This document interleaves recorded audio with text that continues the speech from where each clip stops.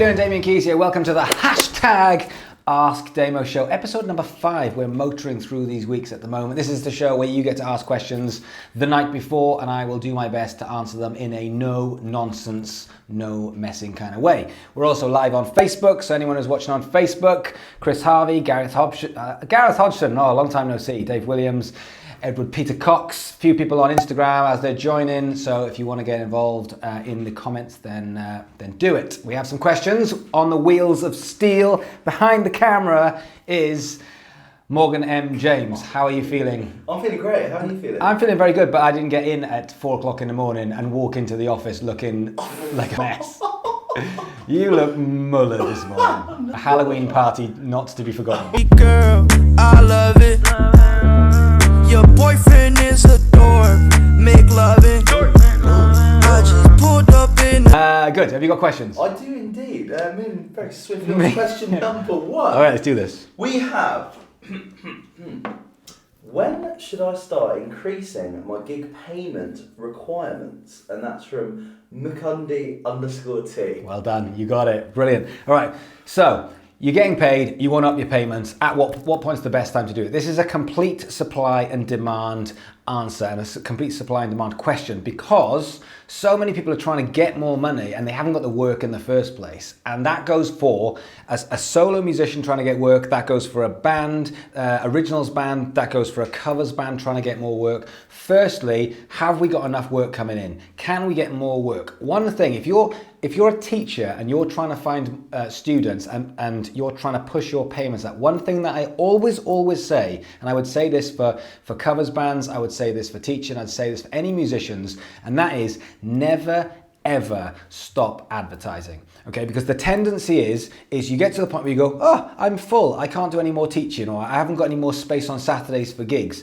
But what you do is you carry on advertising and you carry on getting in as many inquiries as possible, because what you can do if you've got more inquiries than you can do the gig is you can put your payments up. So if you start teaching at £20 an hour and you say I've got 10 slots, and all of a sudden you have 10 students and everything's golden, if you stop advertising, nobody's going to come through unless it's word of mouth, and people will start to drop off, and then you have to start advertising again and there's a dip. However, you've got your 10 slots which are full, at which point you carry on advertising, someone phones up and you say, I'm really sorry, I haven't got any more space. First rule, sold out. That rule of sold out is really, really important. That's at the point where people are like, wow, you're sold out. You must be good. Social proofing, rule number 1. But secondly, you say, do you know what? I'm going to put my prices up. So you go back to your 10 students, or I'm using teaching as an example. You go back to your 10 students and you say, look, I've been doing this for a while. I'm having to put my prices up. They're going from 20 to 25 pounds.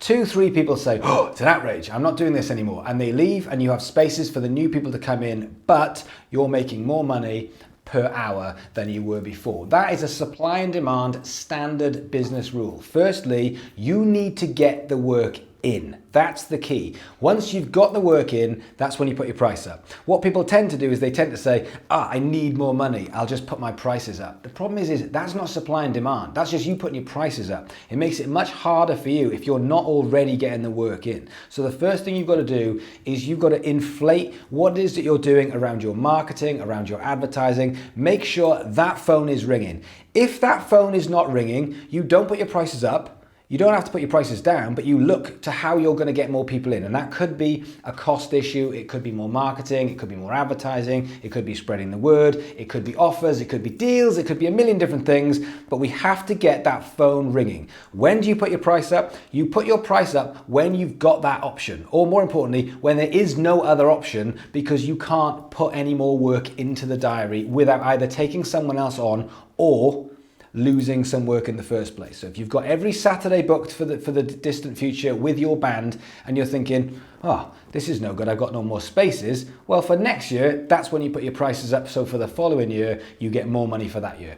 And if you get to the point, and the good thing with this, it works the other way around as well. You put your prices up, you put your prices up, you put your prices up, all of a sudden, you're not getting the work comes in, you can always drop it again. There's no law to where prices need to be set when it comes to this stuff. So if you just say, look, if I'm gonna go out and do a gig as a musician, I want paid 200 quid, great, that's what you wanna get paid. If you can get that, winner for you. If you can't get that, don't charge 200 quid. Simple as that. If you can get loads of work at 200 quid, try 250. If you can do that, try 300.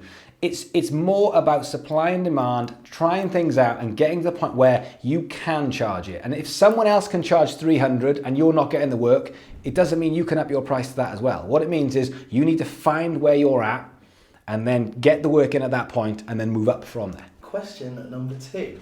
How much should I spend on marketing and how should I break it up? And that's from Jonathan Mylanes.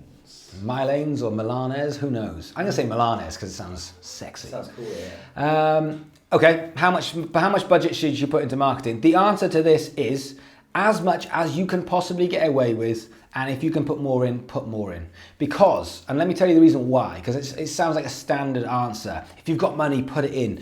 Because the reason why is this algorithm change, which I think there's another question coming later on, this algorithm change and what we can do about it. This algorithm thing isn't going away.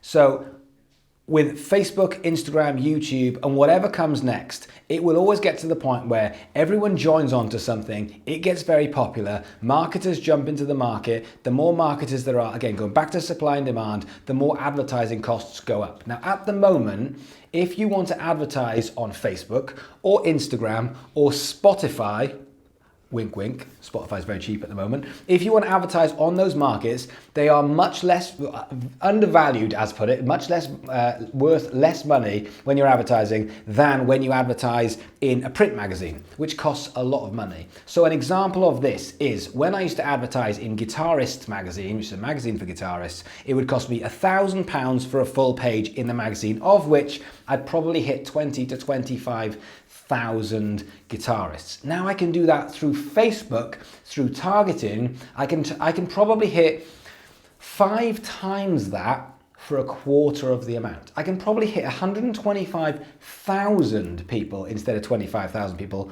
for 250 quid instead of where it was. Therefore, the price worth of advertising on Facebook is crazy. The reason why people don't like it is because it used to be free. Now, if you've got money, now is the time to invest it into getting your reach. Now, the reach is very, very important. What I want everyone to go, oh yeah, Damian Keyes, he's the music industry guy. He does that stuff on social media and distribution and helping musicians. The more people who know that, the better. If I have an extra 20 quid, 30 quid, 40 quid, I stick it into advertising and boosting the stuff that I am doing so more people are going, oh yeah, I keep seeing it. Yes, I'll get more trolls. Yes, some people will hate what I do. Yes, I'll get more hate. But at the same point, the world will start to know who it is that I am. I'm not reliant on that organic reach, which has dropped significantly over the last year. It's gone from, I was getting, from my 20 odd thousand Facebook followers, I was getting probably between 5 and 10,000 views on a video, which went down to 500 to 1,000 views. So it's literally been slashed. So if I want to get out there, got to play by Facebook rules, I've got to put it out there. The answer to the question of how much money you should put into your marketing is all of the money you can possibly spare. If you're putting money into pedals or guitars or gear, I would suggest not doing that, because in 1 year or 2 years or 3 years, what we are paying for now that you are already disgruntled about the cost of it is going to go up. If I said to you now about advertising on TV, you'd laugh at me. In fact, if I told you about advertising pay-per-click on Google right now, you would laugh at me, because for 1 click, it would probably cost you £1 or £1.50. It's crazy money compared to the reach that you're going to get on Facebook or Instagram or Snapchat or Spotify, for example. So how much? I would suggest as much as you possibly can. If you have spare money that you want to invest into your project, put it in. But the biggest thing for me is budget it. How much do you want to put in next month? How much do you want to put in the month after? Rather than just going, I'll stick 20 quid in, which is what musicians, I'll stick 20 quid in here because I've got 20 quid. Why not actually put a budget? How much money can I afford every month? Can I afford £100 a month to put into my project? Because if you say, I can't afford £100, that's fine. And you can get around it, but you've got 2 choices, money or time. Simple as that. If you've got no time, you put money into it. If you've got no money, you put time into it. Question number 3. I was curious on how to get on touring bills. Do you have to buy on some tours? And that's from D Swan Music. Okay, buying onto tours, a question that comes up quite a lot. Everybody wants to get onto tour another band like it's some kind of golden goose, which we'll come to whether it is or isn't in a minute. But you've got to think of it as a simple supply and demand, a bit like one of the last questions. Supply and demand, no matter what size artist you are going to try and play a venue which is the right size for the audience that you can bring to that venue. So therefore, whether you're getting from a pub which holds 50 through to a stadium which holds 80,000, and you want to do that times by all over the world, you're looking for someone that is effectively going to come on board and help with that. And at the same point, most artists are also, no matter what level, are looking for maximizing the amount of money that they can make on tour, hence buying onto a tour, saying, well, you know, I'm leveraging what I've got. If I can make an extra 1,000, 5,000, 20,000, 100,000 pounds from bringing an artist on with me, because it's that sort of leverage, then I'm going to try and do that. Now, if you're going to buy into it, I don't want to talk about the size of Bruno Mars and Ed Sheeran, because realistically, those size artists are going to be part of a massive label where the label is going to be trying to put other artists on the bill so they can start to break artists because they have the leverage with being the label.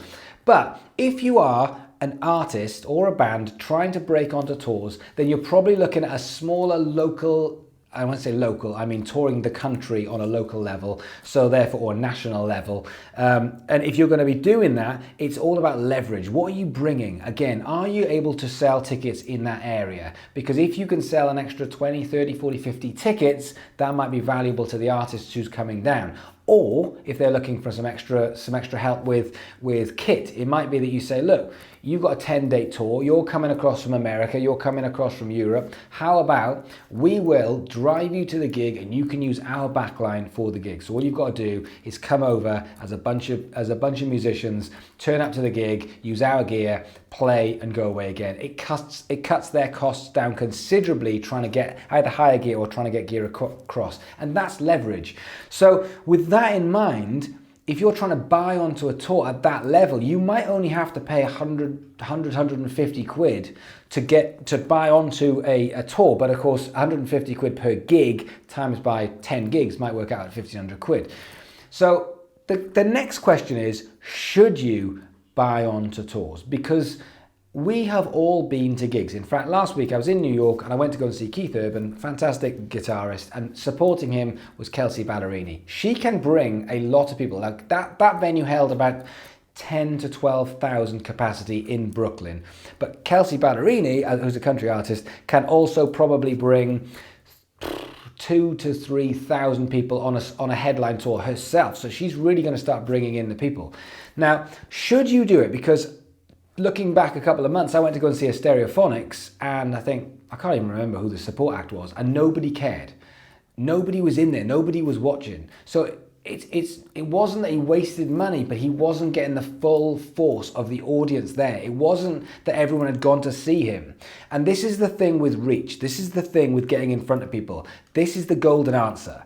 It is very, very easy to get in front of people now. In 2018, 2019, to actually get attention is easy.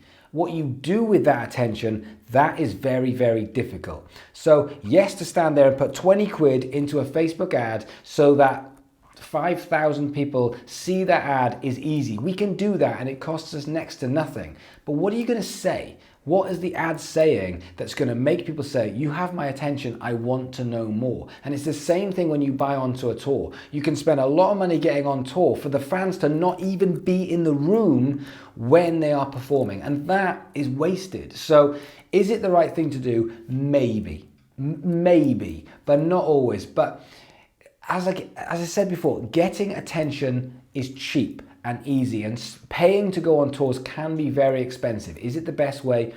It could be, but don't think you're just going to pay to jump on Ed Sheeran's tour, because A, you're going to have to join a massive queue, you're going to have to pay a crazy amount of money, and when you get to that level, you might be playing to 80,000 people a night, but you'll be forgotten by 3/4 of them the next day. So it's not always that cost efficient. is what I would say. So the answer to that question is, it's very easy. If you want to approach someone, you can approach live agents, you can approach managers, you can approach the band themselves and say, do you want to make some extra money? We've got some money, we want to buy onto a tour. They will be interested because they will have costed it, and they will let you know. They're not going to poo-poo that idea. They will say, yeah, okay, you can buy onto our tour. If we like your stuff, it will cost you this much money. So you can do that. Whether it's worth it, I will leave that up to you. Question number 4. If physical copies of music aren't worth anything, what would you tie into merch? T-shirts or concert tickets? And that's from Joe Gisby. Okay, so if we take into this concept that music isn't worth anything in digital form, music is worth something in physical form because it's attached to something. But how many CDs do we buy? I know I don't buy any CDs. Morgan, how many CDs do you buy? I think I bought my mum the Ed Sheeran one for Christmas. Great, okay, so 1 or 2 a year maybe. Probably. So it isn't enough to sustain artists with the amount of CDs that are be sold. So then you're starting to look at how you monetize what it is that we do, and merch is a big part of that. A very interesting thing with this is I don't feel like people are very creative when it comes to merch. They do the same old, same old. They say, well, here's our music, we'll put it onto CD, we can sell it. Will it work? Yeah, it probably will work. You could do DVDs, yeah, that'll work. And then you've got the classic t-shirts, hoodies. Will that work? Yeah, it will. But what could you do when it comes to merch? If you want to value people, if you want people to look to you and go, ooh, that is something I want. Yes, you've got classic merch, but you can personalize stuff depending on how big you are, but you can personalize things. You can play arena tours and you can still personalize things. You could sell a guitar if you wanted to. You could buy a guitar, you could sign the guitar, and you could sell the guitar. You could draw a picture, and if you're into art, you could graffiti a piece of art. You could do your own Banksy, and you could put that on the merch stand. You can personalize anything you want. You could make a personal memory stick, for example, and on that memory stick is a one-off personalized performance that no one else gets to see, that you just say, here are 3 songs that we have videoed of us playing that no one else will see. It's not on YouTube, no one else gets it, and you can buy that for $5.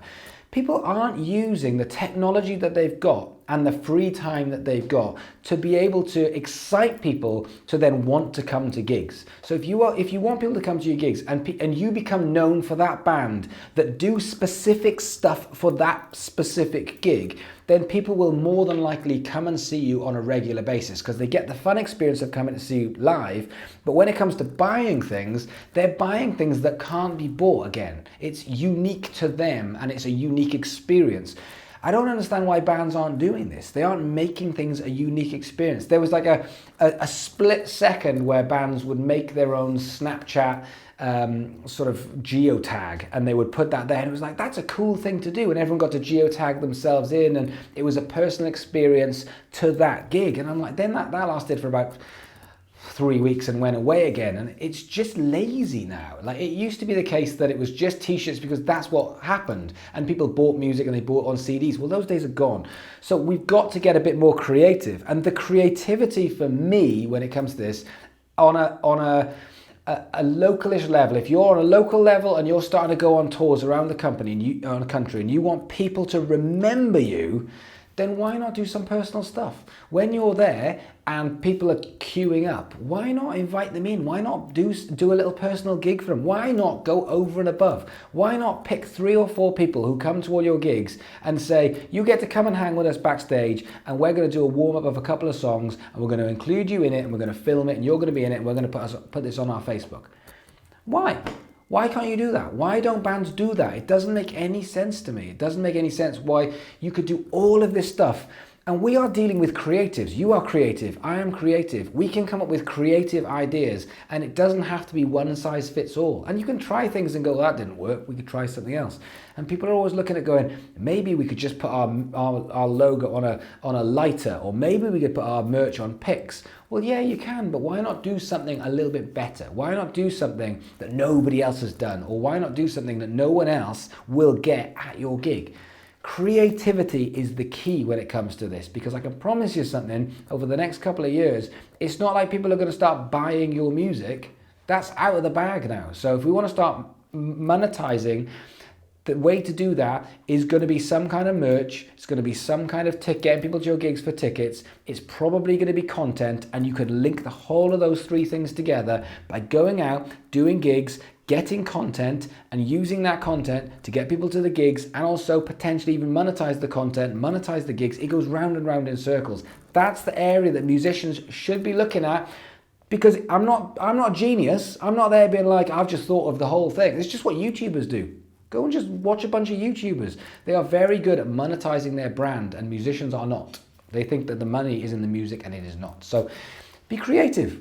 Do something interesting. Like, go and find something that people want, and then stick your logo on that. Or more importantly, don't think of a logo. Don't think of the brand. Think of something you can personally do for someone that's going to get them to your gig. And the money is in getting them to the gig, and then you win. And the bonus question. Here's a question for you. You're probably tired of this, but how do you think musicians should approach Facebook going forward? I have a good amount of followers there, but it's very hard to get stuff out. At the end of the day, one has to prioritise where to put the energy, and at the moment I get a lot more engagement from my Instagram followers. However, I have a feeling Instagram might be going in the same place as Facebook in the near future. Then what? Okay, so yes, it is a question that comes up a lot, but there's a reason for that, and that's because everyone feels the same way. But there was something you said in there, which was it's hard to get stuff out. Is it hard to get stuff out? Or have you not got your mindset around the fact that it has changed, it isn't going to change back, and there is a way of getting your stuff out which people don't want to do, which is monetize it, which is finance, advertising, and actually pushing it out via boosts and Facebook ads. It isn't changing, and do you know what? Over a period of time, all platforms will always do this. They will always come in, people will always jump into it, it will always become a crowded market, then marketers will jump on board and try and monetize the whole thing and try and become marketers in it, and that will then force people out into a new thing. It will, whether it's going to be 6 months or 3 years or 20 years, that is the way that it always goes. If you look at that throughout history, it has not just been Facebook or Instagram. MySpace. I loved MySpace, and then all of a sudden bands came along, and it was like MySpace was all about bands, and it was like, well, it was kind of social media and bands, and then the bands were just spamming people, and everyone just went, oh, this is not very good. And then Facebook popped up, and everyone left MySpace apart from a bunch of bands who were struggling to actually get traction, and MySpace died, and it was as simple as that. It's kind of like everyone going to the cool club, and then it's the cool club, and everyone goes, that's the cool club, and more people come, and more people come, and more people come, and then it's not the cool club, it's just the club for everybody, and then the cool people go somewhere else, and it just goes round and round and round in circles. Marketers are always going to jump onto an area where consumption is. So therefore, it is going to happen with Instagram. It's just whether it happens sooner or whether it happens later.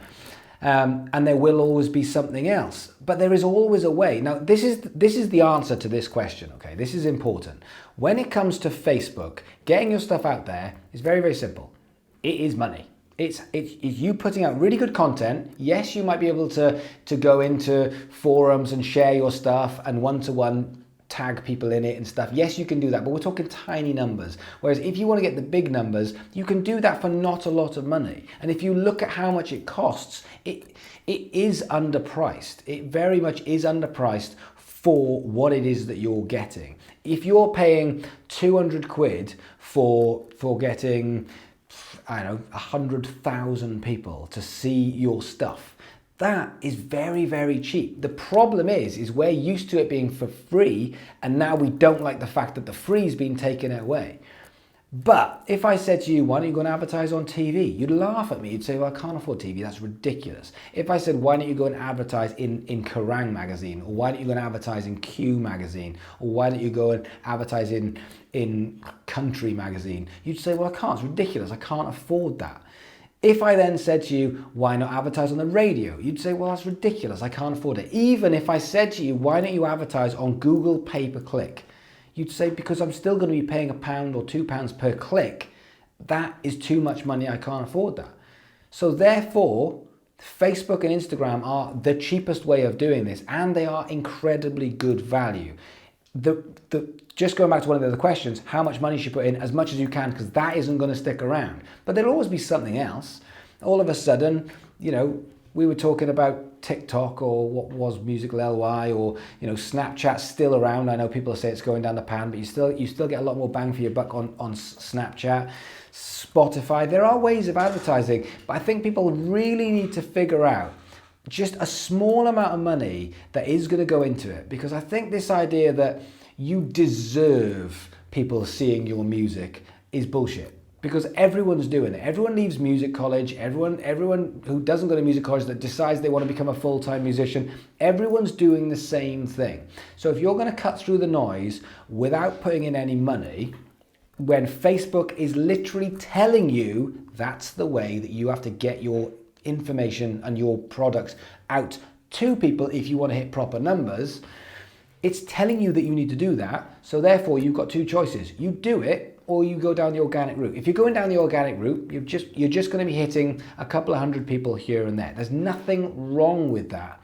But I think this idea that just because the algorithms kicked in and not as many people are seeing your stuff, that it's broken. It's not broken at all. It's fine. It's just a new way of doing it. And if that had popped up at the beginning and there was no such thing as it for free, and that was the way that we could actually get our stuff out there, we'd be high-fiving. We'd be like, oh my God, it's like we can get in front of 300 people for a $5. It's amazing. Now we're like, 300 people? It's fucking bullshit. I want to hit 200,000 people.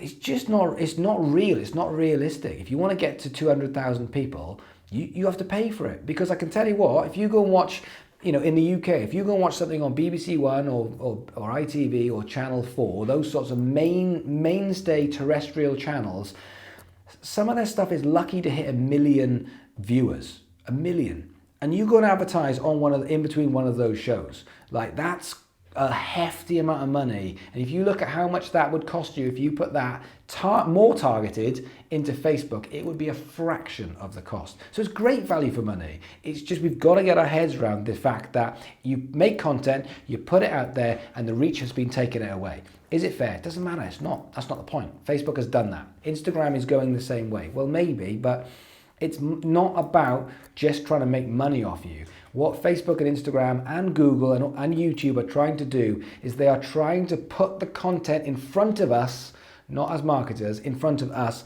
that we want to see, that it thinks that we want to see. And it's going, do you want to see advert after advert after advert after advert? And we go, no, of course I want to see advert after advert after advert. It goes, no, neither does anyone else. So therefore, if we are going to have some adverts on it, we'll actually have to get them to pay. Otherwise, people are just marketing, and what will happen is MySpace all over again. So we just have to get into our heads. It's going to cost some money. My advice is pick an amount of money that you can afford every month and start to experiment with adverts and potentially some boosts. That's it. Great. That was the final question. That was the final question. Good. So thanks for watching. Every Tuesday we will put out the hashtag AskDamo. Have you got any questions onto Instagram? If you want to follow the Instagram, it's at DamianKeys1. More importantly, on YouTube, like, subscribe. If you're watching this on another platform, get across to YouTube, because that's where the fun happens. That's what I want to build. I want to build YouTube. I want to try and be there. But if you've got any questions, then YouTube, Facebook, DM me. Instagram, DM me. I'll try and get to as many as possible. Otherwise, do yourself a favor and be a part of this community, because we're doing this every day. Thanks for watching, and I will see you again next week.